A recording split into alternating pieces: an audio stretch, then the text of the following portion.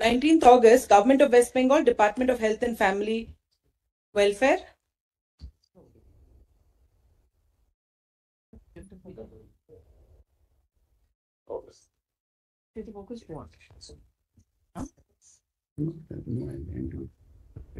It's part of that helpers of the night policy. Is there an earlier status report? There no status report? Yes. Yes. It's in the earlier. Apparently, it's in the earlier status report of the state of West Bengal. All right. What is it? There are September policy. All right. It's in my affidavit. Your Lordship, there are two problems here with that 19th August circular. It's there in my IA as well as I'm told in the earlier status report of the state of West Bengal. Ma'am, which page number is it? Because what I have is the 13th of September. Okay, then maybe she's appealing for whom? I'm not aware. The policy Association of Doctors and Patients in West Bengal. Doctors and patients. I'm appearing for Doctors for Patients. It's a trust called Doctors for Patients. So, Your Lordship, what's your point? I have 2 points. Number one, in this policy, Your Lordship said 11, clause 11, subclause 5 and 6, we have a serious problem with.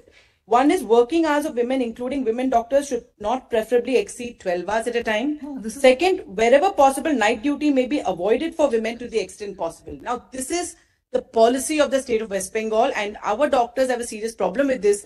And Your Lordships, in multiple cases, say that women should not work on night exactly, duty? precisely. Women will have an objection if you keep them from working. Exactly, and to limit us to a 12-hour shift. In fact, many of the junior residents work for 36 hours flat out.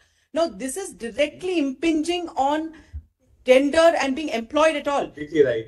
That is one. The point. We'd like, and second point, I have a second point, Your Lordship. I have a second point. Second point pertains to investigation. One is on this policy, Your Lordship is seized of it. I will leave it at that. Women don't want concessions. They want equal opportunity in terms of safety. In Anuj Garg's case, why should we prevent a woman doctor from working in the night? Or 12 hours. Why limited to 12 hours, Your Lordship? Because junior doctors work for 36 hours. Now, women will never be Should taken. be for all doctors. 12 hours working time is for all doctors. Don't bifurcate. Whatever the shift, exactly. Women doctors are ready to work in exactly the same conditions. Absolutely. In Yes, terms yes, of time. exactly. In Anuj Well, let's not undermine the lady doctors. This has to be. There is no issue, Malad. We'll notify it. We were just worried because there is no security in place at the moment.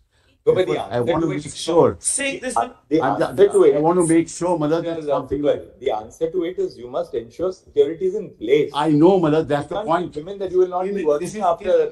This is in addition. It says in addition. This is only temporary. But if your Lordship wants me, no issue. Is that it cannot provide security. The center is. We are at item. If in Anuj Garg's case, Your Lordship You're right.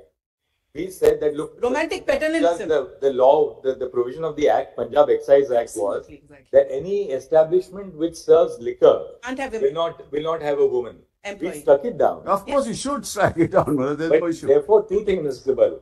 I think the state of West Bengal must immediately correct its notification. You cannot say that women will not work more than a 12-hour shift. If men are working more than a 12-hour shift, they are entitled to work exactly at par with their male counterparts. We'll issue a notification, but not an issue. Your duty to provide security. And we can't tell any woman today in our country who's in the workforce that you will not work at night. Pilots work at night, doctors work at night, all centers, your armed forces, work. My second point, Your Lordship. Second point on investigation itself. একেবারে মুখ থুবড়ে পড়ে যাওয়ার মতো একটা অবস্থা। এখন প্রশ্ন যে এই বুদ্ধিটা কার ছিল দর্শক, যে মেয়েদেরকে রাতের দিকে কাজ দেওয়া যাবে না, যতটা সম্ভব কম কাজ দিতে হবে, এই বুদ্ধিটা সরকারের তরফ থেকে প্রথম প্রস্তাবটা কে দিয়েছিলেন আমার কিন্তু এটা জানার খুব ইচ্ছে। মুখ্যমন্ত্রীর তো আবার মুখ্য উপদেষ্টা রয়েছেন আলাপন বন্দ্যোপাধ্যায়, 2.5 লক্ষ টাকা বেতনে তাকে তার ওই যে চাকরি মুখ্য সচিবের সেটা চলে যাওয়ার পরে দিয়েছিলেন মাসে 2.5 লক্ষ টাকা বেতন, তার সঙ্গে আরো অনেক কিছু। ওনারই কি পরামর্শ ছিল, ওনারই কি উপদেশ বা মুখ্য উপদেষ্টা, তো আমি সেই জন্যই বলছি যে বুদ্ধিটা কে দিয়েছিলেন এই প্রস্তাবটা আনার জন্য যে মহিলাদেরকে রাতে কাজ দেওয়া যাবে না। আজকে কি হলো, সুপ্রিম কোর্টে যখন এই কথাটা উঠলো প্রধান বিচারপতি কিভাবে বললেন, এটা কি সিস্টেম? এটা কি সিস্টেম? কাজ পুরুষ মহিলা সবাই করবেন, রাতে মহিলারা মানে তাদেরকে কাজ কম দিতে হবে, বেশি কাজ দেওয়া যাবে না, এটা আবার কি সিস্টেম? উদাহরণ দিয়ে বলছেন মহিলারা তো আর্মিতে রাতে কাজ করেন, বিভিন্ন ক্ষেত্রে রাতে কাজ করেন, তো পশ্চিমবঙ্গে এমন কি যেখানে সেখানে মহিলাদেরকে রাতে কাজ দেওয়া যাবে না? মহিলাদের নিরাপত্তা নিয়ে প্রশ্ন উঠলে নিরাপত্তা ব্যবস্থা আঁটাসাঁটা করুন, নিরাপত্তার ব্যবস্থা ঠিকঠাক করুন, নিরাপত্তার অজুহাত দেখিয়ে মহিলাদেরকে রাতে কাজ দেওয়া যাবে না, এ আবার কি সিস্টেম? এ তো মহিলারা সমস্যায় পড়বেন, সমস্যাতে পড়ার কথা। যদি একটি রাজ্য সরকার যদি এইরকম একটা গাইডলাইন করে যে মহিলাদেরকে রাতে শিফটে কাজ দেওয়া যাবে না, আচ্ছা বলুন তো কোনো কর্পোরেট সংস্থা, কোনো কোম্পানি সহজে মহিলাদেরকে কাজে নেবে? কারণ যাদেরকে রাত দিন ইউজ করতে পারবো না মানে কাজের ক্ষেত্রে, সেখানে তো আমাকে তো নিয়োগ করে তো সমস্যায় পড়তে হবে। আমি তো মানে বিভিন্ন সংস্থা তো এখন মহিলা পুরুষকে সমান চোখে দেখে কাজটা দেয়, যে কাজের দিক দিয়ে সবাই সমানভাবে কাজ করতে পারবেন, সেই হিসেবে কাজটা দেওয়া হয়, বেতনও সেরকমই দেওয়া হয়। বেতনে এই নয় যে মহিলারা কম পুরুষ এরকম না, যে ধরনের ক্যাটাগরির কাজ মোটামুটি একই। কিন্তু এখন যদি এইরকম একটা সিদ্ধান্ত নিয়ে নেয় সরকার যে মহিলাদেরকে রাতে কাজ দেওয়া যাবে না, এবার তো ওই সংস্থাগুলো কাজে নেবে না, বা মহিলাদের কাজ বলে তো বেতন কম দিবে যে আপনাদেরকে রাতে ইউজ করতে পারবো না। প্রথম কথা, আপনাদেরকে নিয়ে কি হবে? এমার্জেন্সি সার্ভিস যেগুলো বিশেষ করে যেমন নার্সিংহোম ইত্যাদি, সেখানে তো নেবেই না, কারণ এর কোনো মানে রাতে তো দরকার হতেই পারে। তো যদি এরকম গাইডলাইন থাকে সরকার যে রাতে মহিলাদেরকে কাজ দেওয়া যাবে না, এবার তারাও তো ভয়ে কাঁপবে যে যদি কিছু ঘটে যায় রাতে, তখন ওই যে নিয়ম করে দিয়েছে সরকার, ওই নিয়মে আমাকে বেঁধে ফেলবে, তাহলে আমি তো মহিলাদেরকে নেবো না, পুরুষদেরকে নেবো। তার মানে কাজের যে জায়গাটা মহিলাদের জন্য সেটা তো সংকুচিত হয়ে যাবে, তো মহিলাদেরকে সমস্যায় ফেলে দেওয়া। যে রাজ্যের মুখ্যমন্ত্রী হচ্ছেন একজন মহিলা, সেখানে মহিলাদের কাজের জায়গা আরো ভালো হওয়ার কথা, মহিলাদের স্কোপ আরো বেশি হওয়ার কথা, সেখানে মহিলাদের স্কোপ আরো মানে কমিয়ে দেওয়া হচ্ছে নিজেকে প্রতিষ্ঠিত করার ক্ষেত্র থেকে কমিয়ে দেওয়া হচ্ছে। এটা আবার কি পলিসি? বোকা পলিসি। মহিলাদেরকে নিরাপত্তা দিতে পারছে না, বলছি মহিলারা রাতের বেলা ঘর ঢুকে যাও। কি রে ভাই, এটা কি? কোথায়?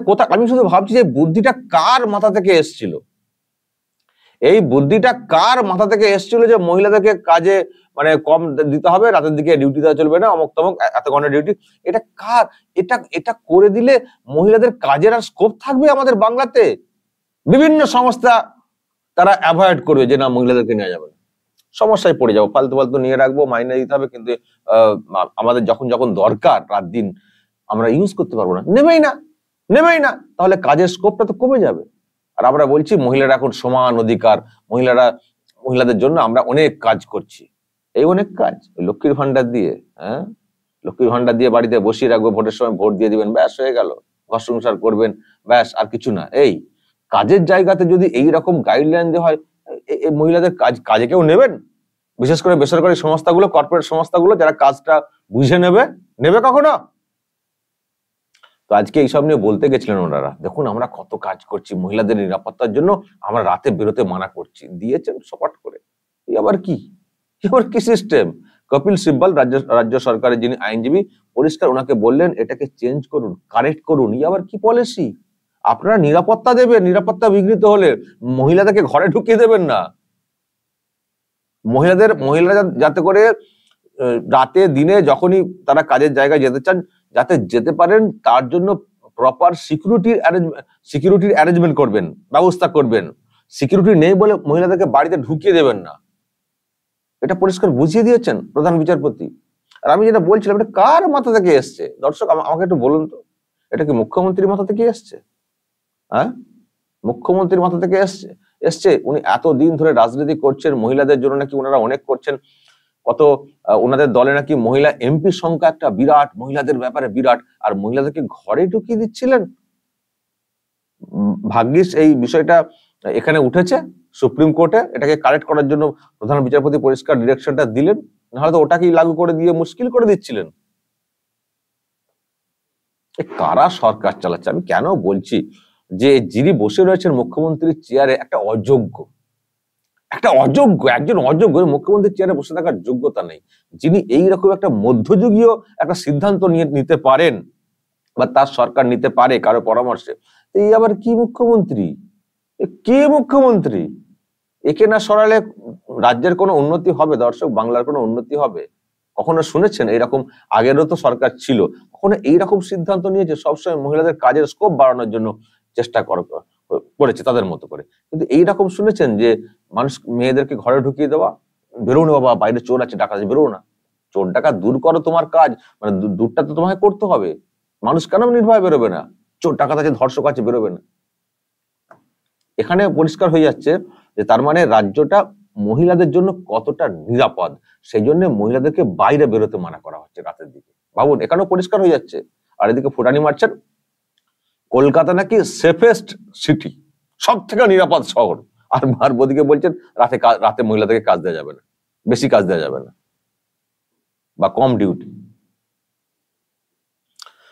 ফলে দর্শক, আর এইসব বলে টোলে লাভ নেই, দাবি ওটাকেই জোরালো করুন। দফা 1, দাবি 1, মমতার পদত্যাগ। ওনাকে না সরালে কিচ্ছু হবে না। এখন হয়তো সুপ্রিম কোর্টের ধমক খেয়ে এটাকে চেঞ্জ করলেন, কিন্তু মানসিকতা তো ওই রকমই। উন্নতির মানসিকতা নেই, নিরাপত্তা দেওয়ার মানসিকতা নেই। সব এদিক সেদিক করে কিছু ভাতা দিয়ে ভোটটাকে মানে জিতে ক্ষমতায় টিকে থাকার চেষ্টা, এর বাইরে তো কিচ্ছু নেই। সেই জন্যই এনাকে আগে হটাতে হবে, নাহলে কিচ্ছু হবে না। দর্শক বলবেন, আর আমাকে একটু বলুন তো, কার বুদ্ধি হতে পারে? কার বুদ্ধি? আলাপনের বুদ্ধি, না মমতা ব্যানার্জির নিজের বুদ্ধি, নাকি মুখ্য সচিবের বুদ্ধি, নাকি শুভা প্রসন্নের বুদ্ধি? বুদ্ধিজীবীদের কারো বুদ্ধি? আমাকে একটু বলবেন কার বুদ্ধি, আমি একটু দেখতে চাই, দেখি আপনাদের আন্দাজ মেলে কিনা। যা বলার বলবেন কমেন্ট বক্সে, নজর রাখবেন আরামবাগ টিভিতে।